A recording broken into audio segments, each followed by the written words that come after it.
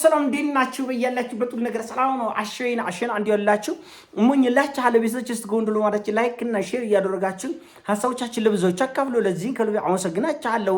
ዛሬ ሚዛናችን ዘላችሁ የመጣ ነው እንግዲህ ህጽጽ ላይ የተከሰተውን ረሃብ ተቆጥለ የፌደራሉ መንግስት የሰጠውን ሙላሽና የህወሓት ባህላዊ ጄኔራሎች ድንፋታ ነው። እንግዲህ የህወሓት ባህላዊ ጄኔራሎች ከሆኑት አንደኛው እንግዲህ ጆን መዲድ ወይም ደግሞ ዮሐንስ ወልዱ የተባለ ጄኔራል እንደውም እህል ጭነን ለእናንተ እናመጣላችሁ ነው ያለው። ስለተፈናቃዮች ለተጠየቀው ጥያቄ ማይጨው ላይ ይሄ አሉባልታ አይደለም፣ ዶክመንቱን ገብታችሁ ማየት ትችላላችሁ። ማይጨው ላይ በተደረገ ስብሰባ እህል ጭነን ወደ እናንተ አናመጣም፣ እናንተን ጭነን ወደ ወልቃይትና ወደ ራያ እንወስዳችኋለን። እኔ ምን አልክኝ? ከትናንትና ወዲያ ረሃቡ እንዳይጎርማቸው ህወሓት ገና እልቂት ይጨምርበታል፣ ጦርነት ይጨምርበታል፣ ደሞ ፋሰስ ይጨምርበታል፣ ብዙ ችግሮች ይጨምርበታል ብያለሁ አላልክም? ብያለሁ። ረሃቡ እንዳይጎርማቸው ገና እልቂት ይጨምርበታል፣ ጦርነት ይጨምርበታል ብዬ ነው። ይሄ አንድ ቆንም አላደረም። ይሄ በቶሮንቶና ሁለት ጀነራል ዮሐንስ ወልዱ የተባለ ወይም ደግሞ በቁጥር ስሙ ጆን መዲድ የተባለው ወፈፌ እንደዛ ነው ያለው። እናንተ ነው ጭነን ወደዛ የምንወስዳቸው። እንግዲህ ተዋግቶ በኃይል ሰብረን እንገባለን ያለ የፕሪቶሪያ ስምምነት መዘባበቻ ሆኗል። ብልጽግናም ጠላታችን እንዋጓለን እስከ መጨረሻ። ጨዋታው አፍርሷል። በቃ ጨዋታው አብቅቷል። ከዚህ በኋላ ጦርነቱ አፍንጫችን ስር ነው ያለ።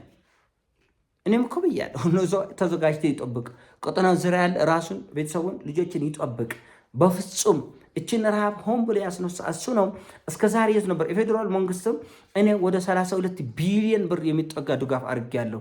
ከ12 ሚሊዮን በላይ ኩንታል ኪሎ ከ12 ሚሊዮን ኪሎ በላይ በዚች ጥቂት ወራት መስከረም ከገባ በኋላ ብቻ ከ12 ሚሊዮን ኪሎ ግራም እህል በላይ በአጠቃላይ ደግሞ ከአለፈው ጥር እስከ አሁን ድረስ ባለው በ11 ወራት ውስጥ ከ2 ሚሊዮን ኩንታል በላይ መስከረም ከገባ 12 ሚሊዮን ኪሎ ግራም በላይ ከአምና ከጥር እስካሁን እስከ ታህሳስ በ11 ወራቱ ደግሞ 2 ሚሊዮን ኩንታል እህል ከነገንዘቡ ከነምኑ ጨምረው 32 ቢሊዮን ሰጥቻለሁ ብሏል።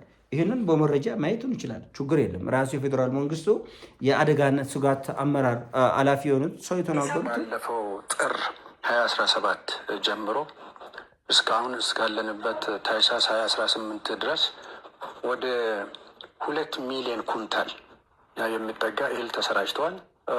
የገንዘብም ጭምር ተጨምሮበት ወደ 32 ቢሊዮን ተልኮ ሲያበቃ አንድ ሁለተኛ በቃ ይወቀናል። 32 ቢሊዮን ሰጥቻለሁ ብሏል የፌዴራል መንግስት በ11 ወራት ውስጥ ለእርዳታ ለድጋፍ ብቻ ለተፈናቃዮች ብቻ።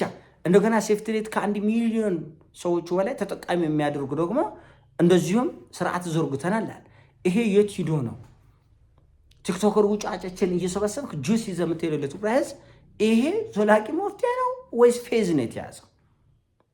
ፌዝ ነው የተያዘው እንጂ የትግራይ ህዝብ ውሃ ጁስ ይዘህ የምትጠይቀው ህዝብ አይደለም። በጀት አለ። በጀቱ ቅድሚያ ለሚሰጠው ትሰጣለህ። በቢሊዮን እየዘረፍክ በ100 ሺህ አካውንቴ ላይ አስገቡልኝ እባካችሁ፣ እንደ ኮላሊቶ እንደታመመ ምስኪን ድሃ ሰው አካውንት ከፍቻለሁ በአካውንቴ 5-10 ጣል አድርጉልኝ የሚባልበት ሁኔታ አሳፋሪ ነው፣ አሳፋሪ ነው። እና ይሄ ተገቢነት የለውም። መታረም ያለበት መስተካከል ያለበት ጉዳይ ነው። እኛም ያልነው ይሄ ነው። ችግሩ በመሰረታዊነት ይፈታ። አሁን ግብግብ እከሌ ሳይሆን ኃላፊነቱ የሚገባቸው ኃላፊነት ይህን አለመወሰዱ ስለወደን እርግጠኛ ምትሆን እሱ ንገረኝ። በቢሊዮኖች የዘረፈው ሰዎች ከነዚህ ከህፃናት እጅ የሚሰበሰበን ሚሊዮኖች አለመውሰዱ በምን እርግጠኛ ናቸው ነው የኔ ጥያቄ።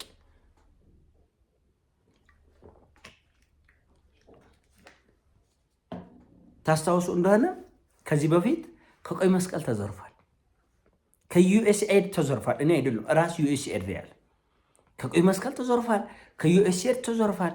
ራሱ ከፌዴራል መንግስት ከሚላከው ገንዘብ እህሉም ተዘርፏል። የት ነው የሚዘር? እኔ አይደለም ያልኩ ራሱ ኢትዮ ፎረም ለጎረቤት ሀገር እየሸጠ ነው ያለው።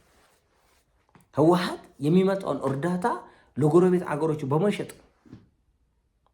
ወደ ሱዳንም ወደ ኤርትራም እያሻገረ በሽያጭ ደግሞ መሳሪያ እየገዛ ነው ያለ። በተሸጠው ገንዘብ ደግሞ መሳሪያ እየተገዛ ነው ያለ።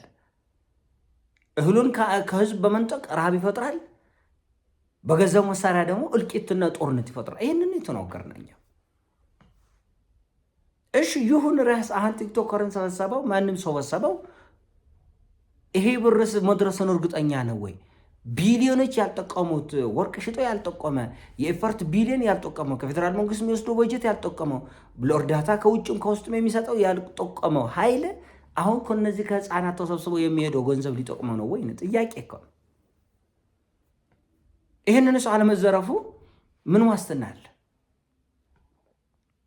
የነጃኒን ቡትቶ አይገባም። የትግራይ ህዝብ ይሄ መስማማት አለብን። እነ ፊዮና ጁስ ይዘው ሊሮጡ 1 ደርዘን 10 ደርዘን ጁስ ይዘው ሊሮጡ አይችልም፣ አይገባም። ድርቅ ተከስቶ ቢሆን አንዱ ነገር፣ ተፈጥሮ አደጋዎች ተከስቶ ቢሆን አንዱ ነገር ነው። ምንም ማለት አይደለም። ሰላም በማጣት ሰው ሰራሽ በሆነ ጦርነትና እልቂት እንዲህ ያለው ዋጋ እንዲከፍሉ ማስደረግ ተገቢነት የለውም። በምንም መስፈርት ነው፣ በምንም መስፈርት ተገቢነት የለም። ይሄ ይታረም ይስተካከል። ደግመን ደጋግመን አሁንም ደግመን የምናገር ይሄንን መታረም ካለበት መታረም አለበት። ስለዚህ አትሰበስቡም ቲክቶከሮች በዚህ መልኩ መሰብሰባቸው ህገወጥ ነው ብለው መንግስት መናገሩ ተገቢ ነው፣ ተገቢ ነው። እንዳልኩት ድርቅ፣ መሬት መንቀጥቀጥ አስቸኳይ ነገር ከሆነ እንኳን ኢትዮጵያ ውስጥ አሜሪካ ውስጥም ሁሉም የሚችለውን የሚረባረብበት ሁኔታ አለ። ሌቦቹን ቁጭ አድርገ ህዝቡ እየተዘረፈ ይህን በነገራችን ላይ እነ የህወሓት አፈቆላጤዎቹ በሙሉ እየመሰከሩ ይህን እና አሉላ ሁሉ አሁን ጭንቅ ህዝብ ላይ የወደቀ ዕዳ የህወሓት አመራር በትግራይ ህዝብ ላይ የወደቀ ዕዳ የህወሓት አመራር የሚባል አለ። በትግራይ ህዝብ ላይ ዱብ ዕዳ ሆኖ እንደ ዕዳ የወደቀ ነው። የአብሊቲ ሸክም የሆነ ማለት ነው። ይህ ኃይል ደግሞ አንድም ተፈናቃዮች ከተመለሱ ኢረለቫንት ሆናለሁ በሚል የሚያስብ አጥሩ አድርጌ ነው መረጃን ማሳያቸው። እንግዲህ ይሄ የአሉላ ምስክርነትን የቴዲ ምስክርነት ደግሞ ላሳያቸው። የቴዲ ምስክርነትን ነው። ይህማ የህወሓት መልክ እኮ ነው። ስለ ትግራይ ስለምናወራ ይሄ የህወሓት መልክ፣ ረሃብ የህወሓት መልክ ነው። ረሃብ የህወሓት መልክ ነው። ረሃብ የህወሓት ልብ በላቸው ያዝ ሶስት አንሳ ተግቶ መፍጠር የሚችለው ደብረ ጽዮን ተግቶ መፍጠር የቻለው ይህንን ረሃብ ነው። ነገራችን ላይ እኔም ማዝ ነው በቃ የሆነ ቦታ ሁልጊዜ የምለው ይህንን ነው። ሁልጊዜ የምለው ህወሓት የረሃብ መልክ ነው። ይህን ኢትዮ ፎረም እየመሰከረ እነ ቴዲም እየመሰከሩ ሁሉም እየመሰከረ ብልጽግና ጠላታችን ነው እንዋጋ ነው። ሌላ ምንም እኮ ነገር ከሌለ ብልጽግና ጠላታችን ነው የሚለው ህወሓት ውጊያ እንግባ ነው። ሌላ ነገር እኮ የለም እኮ ውጊያ መዋጋቱ አለብን። ሌላ ደም መፋሰስ በረሃብ ላይ እልቂት፣ በእልቂት ላይ ጥፋት፣ በጥፋት ላይ ጥፋት ይጨምራል እና ለዚህ ምንም አይነት ምህረት የለውም። ማንንም አይፈራም፣ ማንንም አይሰማም። ቀድመን የተናገርን ይሄንን አሁንም ቢሆን እነዚህ ሰዎች ከዚህ ድርጊታቸው ይቆጠባል የሚል ግምት የለኝም። ባጭሩ ይቆጠባል የሚል ግምት የለኝም እና ህዝባችን ረሃብ ሰላም ያስፈልገዋል፣ መረጋጋት ያስፈልገዋል፣ እርቅ ያስፈልገዋል። ነገር ግን ይሄ የሚሆንበት እድል ጠቧል። አሁን ሰው እንዴት እህል እየሸጠ ዘይት እየሸጠ የእርዳታ መድኃኒቶችን እየሸጠ እንዴት ሰው ቦምብ ይገዛል? እንዴት ምትሮየስ ይገዛል? እንዴት ዱሽቄ ይገዛል? እንዴት ይሄ በጣም ከአይምሮ በላይ ነው እና የግርግር ገበያ ለሌባ ይመቻል። አስርቦናል፣ አስጦምቶናል፣ አጎሰቁለናል። ስለዚህ ሆበል ተነስ ብሎ ህዝብን ለመቀስቀስ ሰውን ሆን ብሎ ማስራብ ሆን ብለው የት ነበር ይሄ ረሃብ ሲኮሰት ያን አካባቢ የሚቆጣጠረው የጸጥታ ኃይልም ሆነ የአስተዳደርም ሆነ ቀድሞ ለምን አላሳወቀም? ለምን ማስጠንቀቂያ አልሰጠም? የት ሂደው ተኝተው ከርመው ነው ዛሬ በአንድ ቀን ፈንድቶ ያደረ? ጆን ዳንኤል ተፈታ፣ በነገታው ሄደ። ልጆችን ራሱ በሌላ ጉዳይ እኮ የሚያስጠረጥር እኮ ነው። በሌላ ጉዳይ ኬዛቸው የበለጠ እንዲሰበሰብ የሚያደርግ ነው። ተፈታ። ይሄ ልጅ 2 ቀንም አላደረ። በ3ኛ ቀን ህጹጽ ሄደ። እንዴት ማስረጃውን እንዴት መረጃውን አገኘ? እንዴት? ችግሩ ውስብስብ ነው። ችግሩ ውስብስብ ነው እና በምስኪኖች ሞትና ስደት ልቂት ላይ የሚሰራ ፖለቲካ ሊኖር አይችልም። ሌላው እንዳለ ሆኖ ማለት ነው። ሌላው እንኩሮ፣ ሌላው የተወሰበሰበው ነገር እንዳለ ሆኖ በምስኪኖች ሞትና ልቂት ይጨምራል። ገና ጦርነት ብዬ ነበር። ይኸው አለ ተናግረን እኛ ተናግረን ነበር ለማለት አይደለም። ህዝባችን እንዲጠነቀቅ ነው። መጀመሪያም መረጃ የምንሰጠው ህዝብ እንዲጠነቀቅ፣ ራስ እንዲጠብቅ።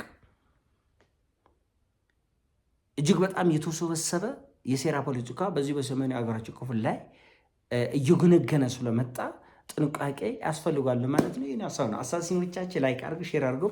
ወዳቻለሁ።